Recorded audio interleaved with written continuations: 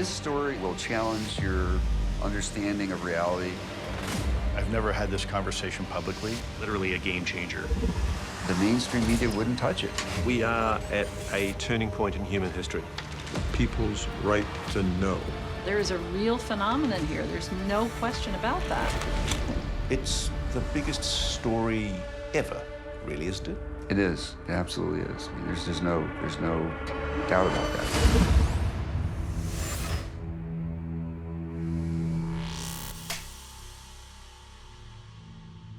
Good evening and welcome to this special edition of Spotlight with breaking news from the stars.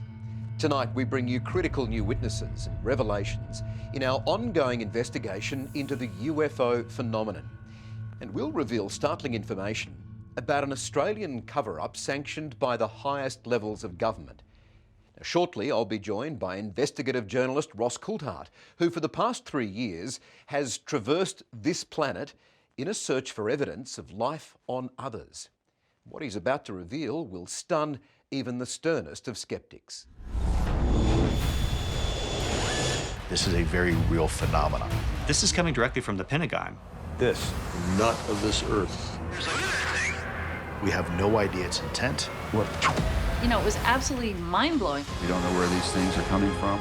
We are well beyond reasonable doubt. High-level officials are acknowledging this. They are focused on our nuclear weapons.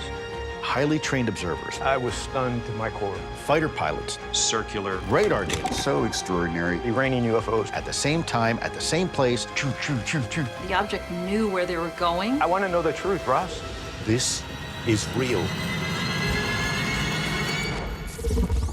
Really good to have you here. Ross, your just published book and documentary, they've been watched and read millions of times, huge interest. How do you describe that interest? What is it? Well, it's one of the biggest questions. Are we alone in this universe? And what's happened is the United States government has come out publicly now, officially, and admitted that there is a possibility that the explanation for the phenomenon that they acknowledge now is real, the possibility that that explanation is extraterrestrial. As recently as last week in Washington, the Director of National Intelligence conceded the possibility that this was extraterrestrial phenomena. Have you unearthed new leads? The number of calls that I've had, particularly from people in Australian and overseas military intelligence, is phenomenal. Extraordinary things about sightings, mainly linked with nuclear facilities, like Pine Gap in Australia, Northwest Cape in far western Australia. So every day you wake up and you are intrigued with the emails and the contacts you're receiving. Absolutely. And I think the days where this needs to be stigmatised and ridiculed are long over, because the Americans have now conceded this is real. Let's pause for a moment. I want to look back at some of the revelations in your initial documentary.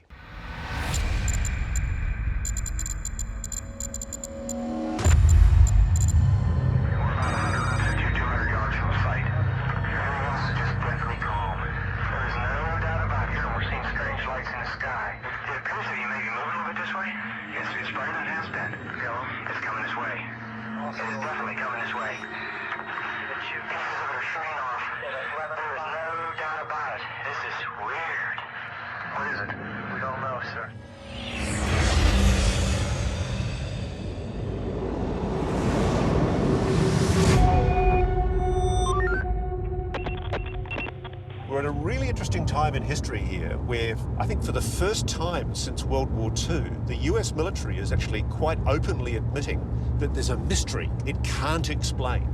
What we know is that there's a UAP task force, an unidentified aerial phenomena task force, which quite incredibly has been operating in secret inside the Pentagon, apparently for years, investigating the phenomena of UFOs, flying saucers.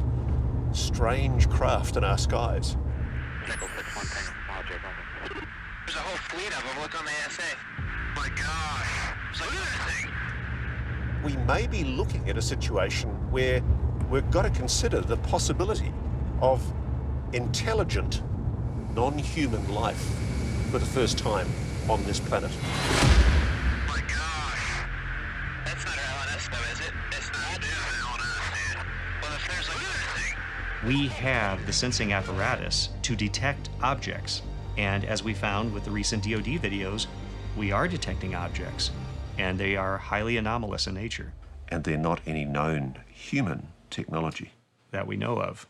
We see this hyper-acceleration with complete absence of a sonic boom.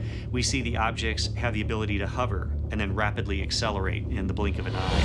We used to hear these stories within UFO circles by UFO nutters, but we're hearing this from credible senior-level government and military officials that are all basically telling us the same story. And to what end? Why would they lie? So who are the officials that you attach most credibility to by reputation, who you think have said interesting things in recent months? I would have to say Chris Mellon. So let's go through it very carefully. Are these objects intelligently controlled? Some of them clearly are, yeah. Could they be Russian, Chinese, or any other adversary Conceivably. country? We're entertaining that possibility, sure. What do you think? The problem with that is that in some cases, the performance of these vehicles is so extraordinary, it's so radical, that we don't understand how it's possible even. And so it's difficult for us to imagine how our terrestrial rivals could master that kind of technology.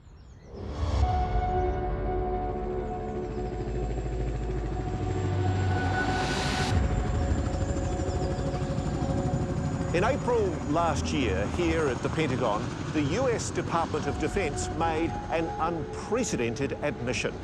It acknowledged that the videos taken by their fighter pilots of unidentified objects are real.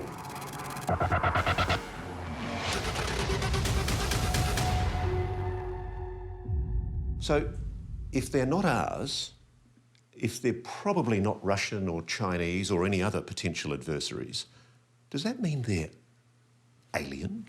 I think that we have to entertain that possibility. Now, you realise that is just mind-blowing in its immensity. The implications of that are extraordinary.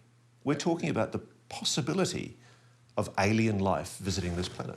It is, and it is mind-boggling. It's hard to process, it's hard to digest. And yet, as a matter of integrity, scientific integrity, we have to be able to look at the facts and follow them wherever they lead.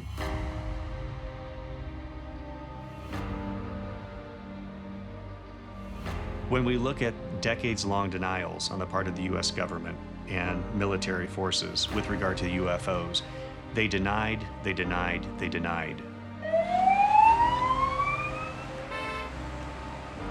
Then in December 2017, everything changed.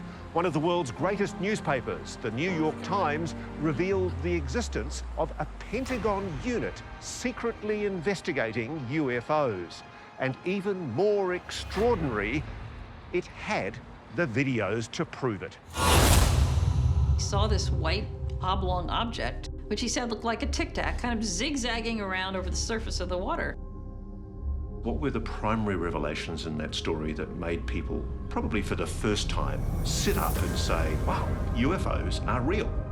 Well, I think there were two. The first revelation was that there was a secret program within the Pentagon that had started in 2007 that had been studying these objects. So this had been for 10 years, secretly being studied. Now, you don't have a program studying UFOs if there's nothing to them. The second revelation was the Nimitz case that happened in 2004. There's a lot more to that case than we were able to report, but we got that case out there in the public.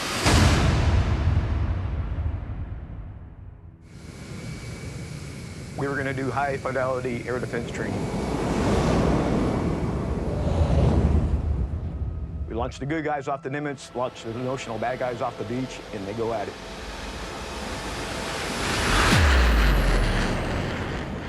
Captain comes down to combat and says, hey, sir, you know we've been tracking these objects for days now. If we launch aircraft and we hit one of these, someone's going to ask you and me both why we were so damning curious. It's a very persuasive argument. What did the captain say? He looks at me sternly, you're right, Senior Chief. Intercept and VID, visually ID it. And Commander Fravor happened to be airborne. Top Gun train guy. And as he began to close the gap, the Tic Tac recognized and began to react to his movement. It sees him, and he recognizes as a fighter pilot that it's engaging with him. And so he's spiraling down like this, it's coming up to him. And he's in a dogfight. and he screams out to his colleagues, "I'm engaged!" So it's intelligently responding. It is to his absolutely intelligent responding movement. to his actions. That's very important, isn't it? It is. Yeah, It's not a dumb object. Correct. And it began to take evasive maneuvers to counter and maintain distance between his aircraft that was closing in. By the way, an F-18 at the time, Super Hornet, one of the most premier aircraft on the planet at the time, and this thing had no problem keeping pace. You're seeing whatever this object was. Yeah, I've seen it on radar. So you're picking it up on radar at I've the seen time. him do the intercept, and as soon as he's at the merge plot, that object went from 28,000 feet to the surface of the ocean in 0.78 seconds. And then all of a sudden, bam, it's gone. Bing! Disappears instantaneously.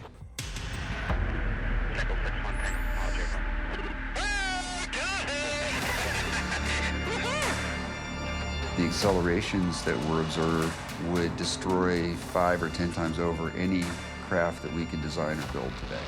No visible propulsion system. No visible propulsion, no obvious signs of lift, no wings, no rudders, no control surfaces, no ailerons, no elevators, no cockpit, no rivets.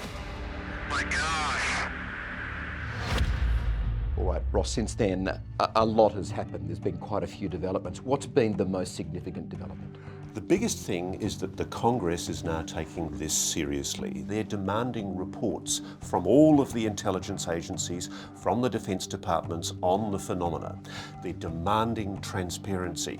There's even a request in a new amendment that's very likely now to go through for any disclosures to be made of recovered craft and even organic matter. Bodies. Believe it or not, this is being seriously discussed in the Congress. So those videos from America, they have changed the game.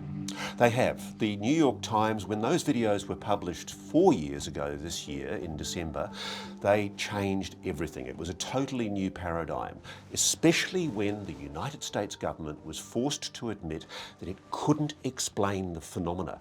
And Mike, there are so many more videos. There are 144 sightings that were investigated by the United States Pentagon UFO investigators, and literally all of them except for one couldn't be explained. And I've been told the videos in them are incredible.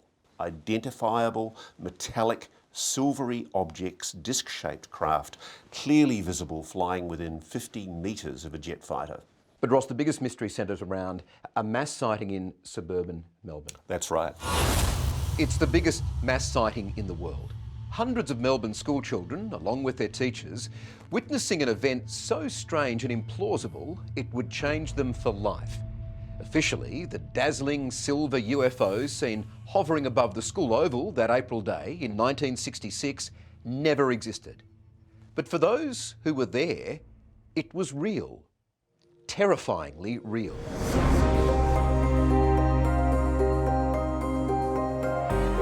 Ross, Westall appears to be a sighting on such a grand scale that it can't be denied, yet it has been.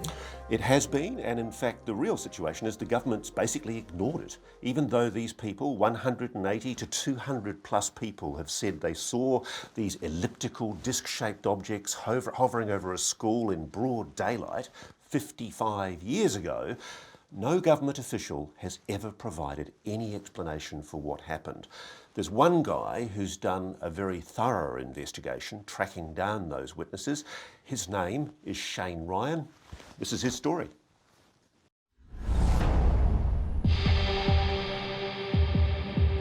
I've spent far too long going through National Archives documents, but they represent a fascinating counterfactual history to the history that we've been presented in public by our Defence Department for the last 50 to 60 years. The Australian government holds thousands of UFO sightings reports going back decades, many of them once classified secret or top secret. And it might surprise a lot of people to know just how seriously those sightings were taken by military investigators, even though some of those sightings describe crazy things like hovering craft, flying saucers, black triangles, But there's one very secret report, which I know exists because I've spoken to someone who saw it being prepared, which isn't in these archives, and it should be. It's perhaps Australia's greatest UFO mystery of all. This is Australia's, possibly one of the world's biggest UFO mysteries, isn't it? It is. I think it's time to put Australia on the UFO map because of this incident, certainly in terms of Australia, maybe even internationally, was the largest daylight mass sighting of at least one, possibly up to 3 flying saucers, UFOs, that has ever happened.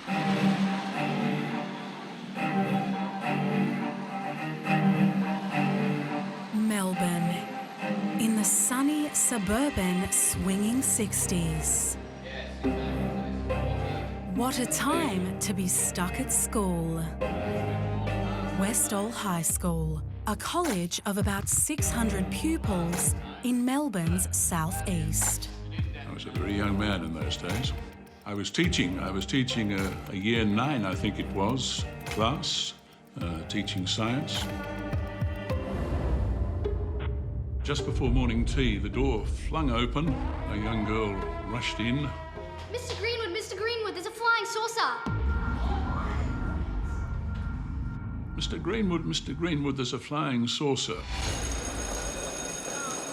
The bell went, and I can remember running out into the oval, looking into the sky and seeing these things and just standing there absolutely transfixed. When I looked up, I could see this object in the sky. It was directly over the far side of the oval. Never seen anything like it before in my life, haven't seen anything like it since. Trying to absorb what we were looking at because it was just something so unusual. Shane, take me back to the 6th of April, 1966 at the Westall High School. What happened? So on that day, something very unusual, something that the kids had never seen before, flew into their view. It flew silently, it flew unexpectedly, and according to the witnesses who were there, it looked like a bowl, turned upside down, sitting on something like a plate or a saucer. It was silver looking, metallic looking, and it flew in ways that they'd never seen an object fly before. These kids were very used to aircraft. Moorabbin Airport was only a few kilometres away, a very busy airport. But this object, apart from being silent or virtually silent, it flew very quickly, it would stop, in midair it would hover, and then it would flick off and then flick on again on the other side of the sky. It was your classic cigar-shaped object that looked like grey metal. That's what it looked like. I actually headed over to the corner of the school and jumped the fence and went into a place called the Grange, which is an area where we used to do our cross-country exercises, and ran towards where we had seen one appear to come down and land. What do you think it was?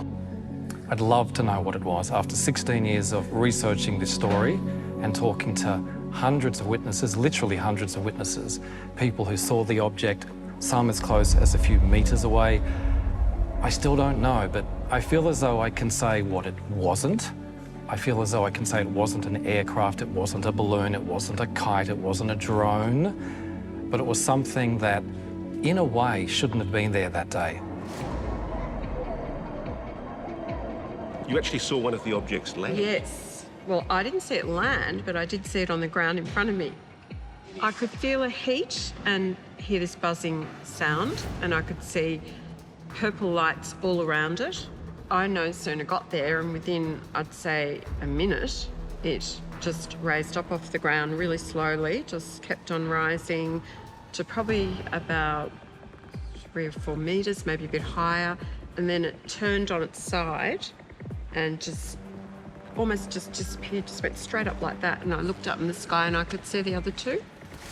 So it appeared to just disappear. According to the witnesses, the people who were there, it left at least one, some say several, rather large, perfectly round-shaped circles in the grass with a very definite indentation, a very definite perimeter to the grass, as if the perimeter had somehow been singed or discoloured. What I want you all to do is to try and draw, as best as you can, what you saw that day. Okay. And no peeking. The witnesses gave descriptions that were pretty consistent. You have to remember, people were standing in different places at different times, but for the most part, they gave descriptions that tallied with each other. And what did they say they saw? They say they saw a flying saucer. It's like a silvery thing, like this, and it had like little lights around it. All lights underneath it around here, around the edges. It gave a lot of witnesses the sense that there was some intelligence behind it. They say that because it flew effortlessly, it flew virtually silently, it could go wherever it wanted.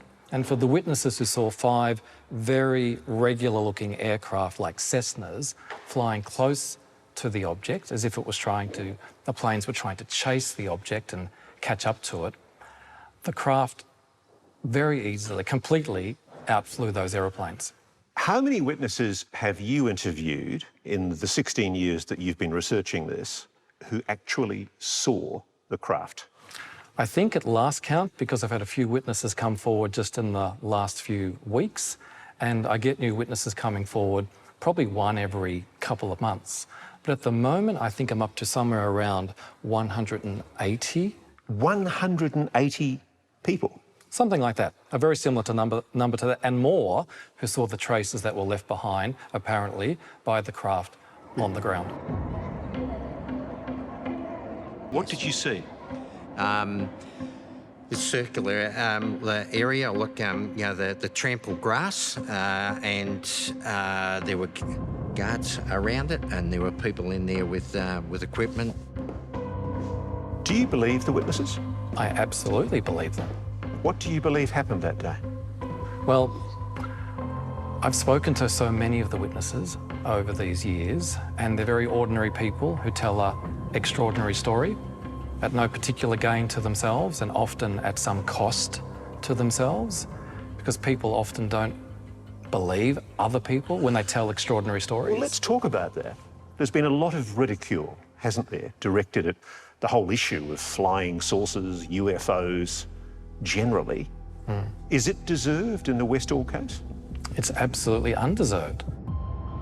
Within 40 minutes of the sighting, Air Force and Army personnel, look in their trucks, they were there. You saw this? Oh, yeah, yeah. Military turned up for sure. You're very sure about that? Yeah, definitely, yeah. They saw them there with lorries, with Land Rovers. They saw people getting equipment out of their vehicles, equipment like metal detectors, Geiger counters, shovels and spades, and they were apparently busily inspecting the site of these ground marks. We know that 2 separate fire brigades were called. We know the Civil Defence Organisation was called. We know the police attended both to the school and to the site at the Grange. And the military. And the military. For 55 years, Tanya Vasi, who was 12 at the time, has been afraid to speak publicly about what she saw that day.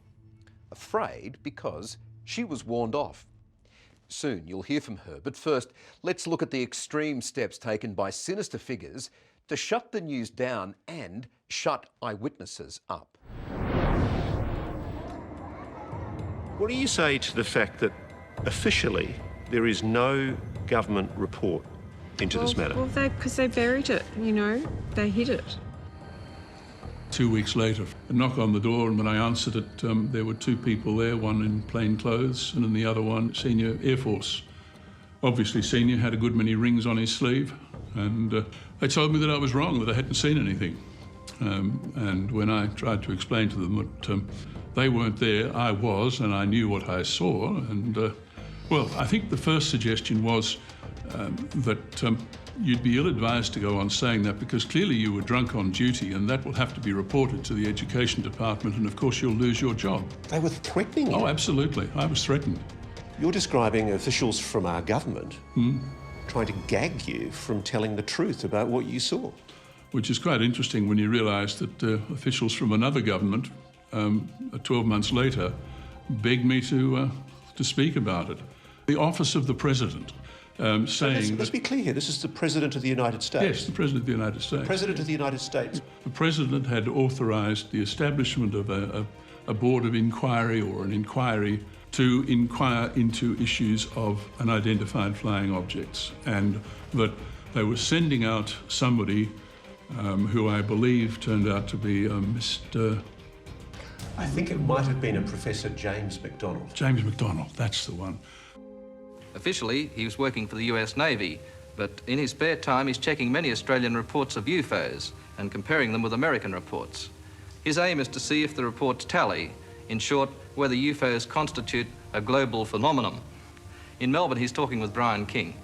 Professor McDonald, what have you found here that's been of use to you? I've investigated about 50 or 60 cases since I came down to New Zealand and Australia. Extremely interesting UFO sightings, essentially similar to those in the United States. What are the main similarities? Persons of really quite high credibility reporting unconventional objects, discs, cigar-shaped objects, frequently at very low elevation, hovering over sometimes urban areas, sometimes over cars, following cars. I met this Professor McDonald. Basically, we did the same as I'm doing with you now, just went through the story. And did he treat you respectfully? Oh, absolutely. Absolutely. Here, there is a recording of the interview. You saw it there. Was it hovering, motionless when you saw it? Well, it did several things. It did hover at different times. It seemed to be able to accelerate and disappear out of sight, and then someone would see it over another part of the sky. It moved considerable distance very rapidly, and then it would move back again. My recollection is that it was very much, he asked some prompting questions, and that's all. It was basically for me to speak. And why did it disappear? Well, this is one thing we just don't know. It vanished. All of a sudden, while you were all looking at it? No, it did one of these, sudden accelerations, and then nobody could pick it up again. It was gone. There clearly is a report somewhere. You think there was a cover-up? I think there was a cover-up of sorts. I'd love to know why there was such pressure applied to some of the witnesses to keep the story under wraps, but for someone at some level in government, they didn't want this story to get out. This is the largest group sighting of a UFO, the largest one in the Southern Hemisphere. And it's got to hold credibility because it's not as if just one person saw it. There were over 200 people saw it. What official explanation, if any, has ever been given by the government or any agency to explain what happened at Westall? There's never been any. I mean, the silence is deafening, isn't it? It's deafening and it's perplexing and very, very frustrating. It was something incredibly unusual, unexpected, that came from somewhere else. And I don't know where that somewhere else is. And it happened here in Australia? In Australia's second largest city, in the suburban outskirts of that city. In broad daylight? Broad daylight, in front of hundreds.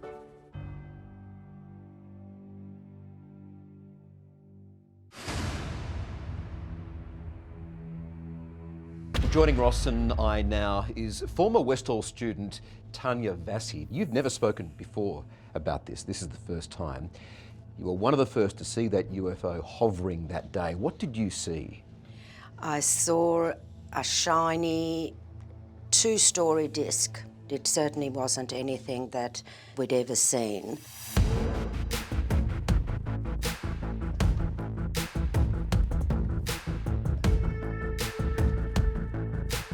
So you had an incident that took place 2 days later where the headmaster came into the classroom and took correct. you away. What happened?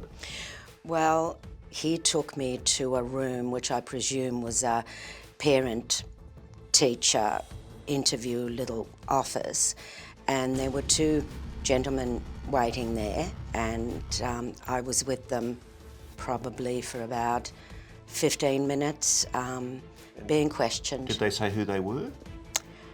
No. What they- nationality were they?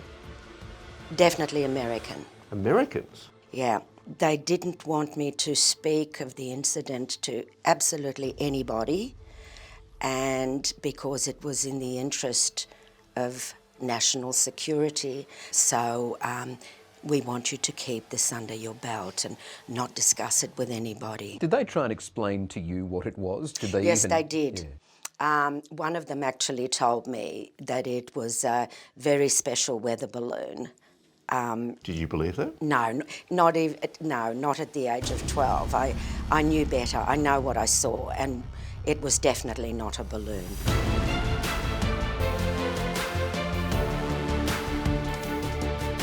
Can I ask you this? Do you think it was something not of this world?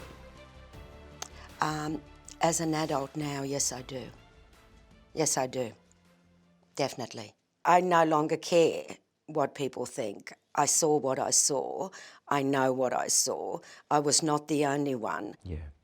Ross, how significant is it that Tanya is coming forward with her It's story? very significant. The thing that really comes home to me, Tanya, is the fact that you corroborate that American officials were there trying to shut this story down. Absolutely. And it suggests there really was a cover-up and it was international. What is it that the Australian and American government had to hide in 1966 that 55 years later we still don't know what it was? It's fascinating. All right, well, Tanya, thank you so much for sharing your story with us as well.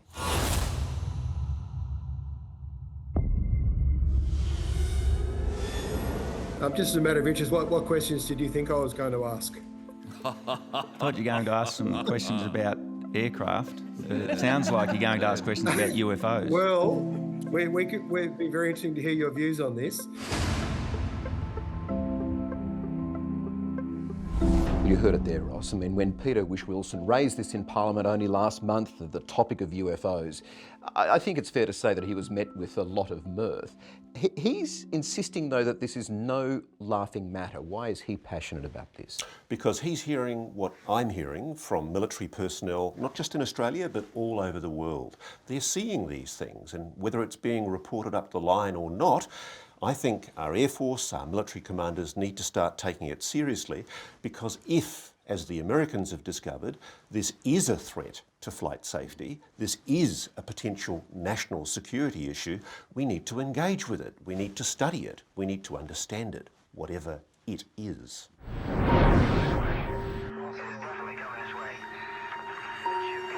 It's concerning that we actually don't understand what these things are. We don't know anything really about them at all.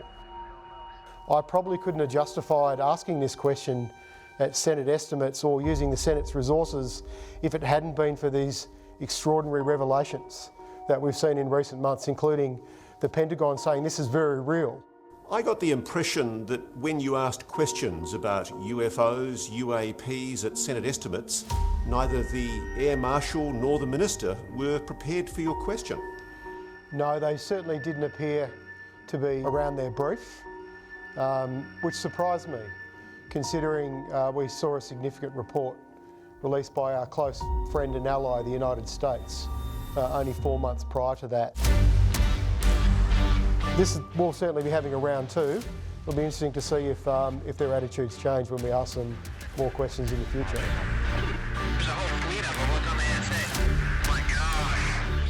You've spoken to people, I understand, in our military services who've seen these objects. After I left school, I joined the Army.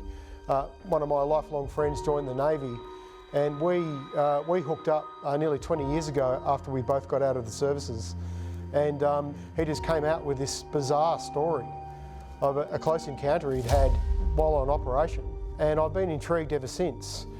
Do you think he would be willing to speak to us? Look, he may be willing to speak to you, but I got a sense from him that he was almost a little bit embarrassed about his confession. I remember asking him, you're in the Navy, you're obviously out at sea, surely there was technology there this thing would have been detected and other people saw it. And his view was, yes, other people did see it, but no one really wanted to talk about it. Well, the astonishing thing, Michael, is that we've been able to track down the person who Senator Whish-Wilson's speaking about. The story he has to tell of what he saw on a Navy vessel in waters around Australia is quite extraordinary, and this is what he saw. The vessel I was on was a patrol boat based out of Cairns. It was about 2 o'clock in the morning. It was just myself and an officer of the watch. We were in cruise control, heading west, clear night sky, very little cloud. And then all of a sudden, it was a white light and it moved. If you held out your hand with your index finger and your pinky directly up, that's the kind of distance it moved. And it moved once, twice, and the third time it just took off and the light was gone. I've seen aircraft do manoeuvres and I've seen helicopters do manoeuvres. So this is something that's not explained. Definitely a UFO or something out of this world. Is it fair to say that what you saw must have been intelligently controlled? Yes, it wasn't space junk hitting other space junk. It was a steady white light that just didn't change. I know it in my soul. Deep down I know, okay, that's unexplainable. It changed me as knowing that, okay, we're not it. We're not it. Maybe they're watching what we're doing, laughing at us, thinking we're ants, I don't know, but we're out there to intercept illegal immigrants at this stage. And it made me think, wow, if we're this small, what are we doing?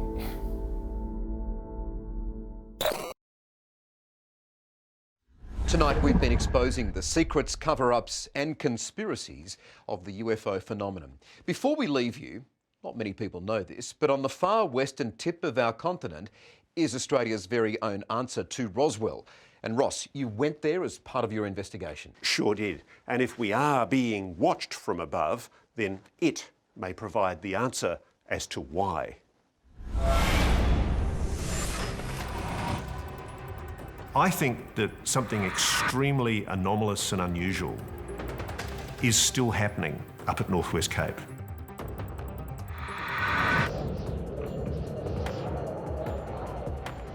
Dear Sir, I hereby wish to report a most unusual sighting. You couldn't pick a more remote part of Australia to locate this extremely secret military base that was doing communications with America's most dangerous nuclear submarines at the height of the Cold War. It's one of the last places in the country to see the light every day. And one dark night, 30 years ago, a young Australian who was living here, called Annie, had an experience that was to change her life forever. What do you see? I see a craft.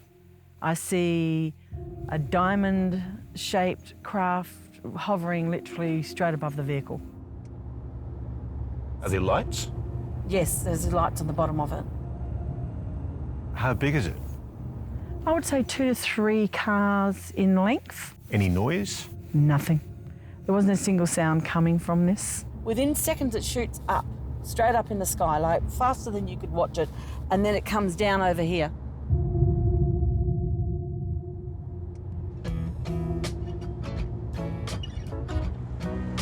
When I was doing my preliminary research, when I went up there the first time, I had people walk up to me at the table when I was having dinner one night, and they said, "Are you that journo that's investigating the flying saucers?" And I went, "Well, not quite, but I'm looking at the phenomenon." He went, "Well, good, because we've all seen it." It was very early in the morning. No one else was on the road. I was completely by myself. And I saw this light on top of a hill. It was pure, bright, white light.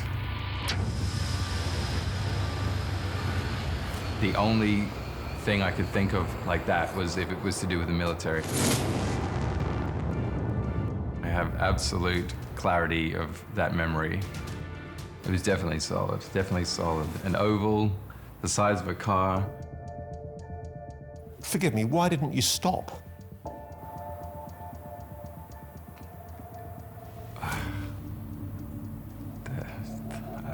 I think something was just telling me just to keep going. And no, Exmouth is a place where it seems to occur. What we saw was not of this world. We are still transmitting on behalf of the Americans from Northwest Cape, and what happens there is cloaked in secrecy. When we tried to go there and film around the base, the Defence Department kicked us off.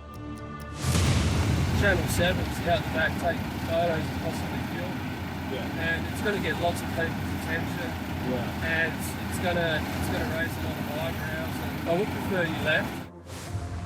They told us that we weren't allowed to film certain aspects of the base. It remains highly confidential to this day. In fact, I think we had to pull back to a hill which was about 10 kilometres distant. Is there a link between nuclear weapons, do you think, and these craft? Yes, there seems to be a strong correlation between nuclear weapons, nuclear storage sites, and UFOs. No question, they are focused on our nuclear weapons. And you believe they're trying to send a message? I do. I think the message is get rid of your nuclear weapons.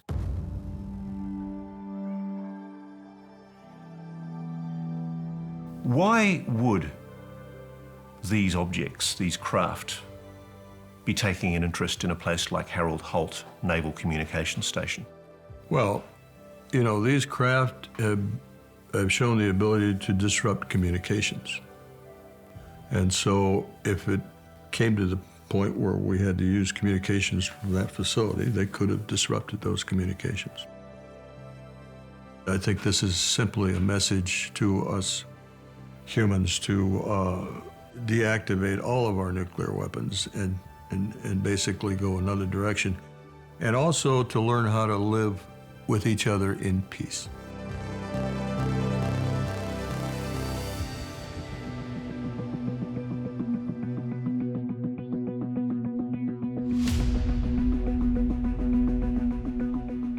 Regardless of whether you believe in aliens or not, that is a fine sentiment to end on. Ross, thank you so much for your time tonight and all of your revelations from what we have seen. I have no doubt there's many more to come. I'm sure there will be, Michael, and thanks for the privilege, and good night. Thanks so much for your company. Have a good night. I have more questions for you. Let's go and talk about it. Sure.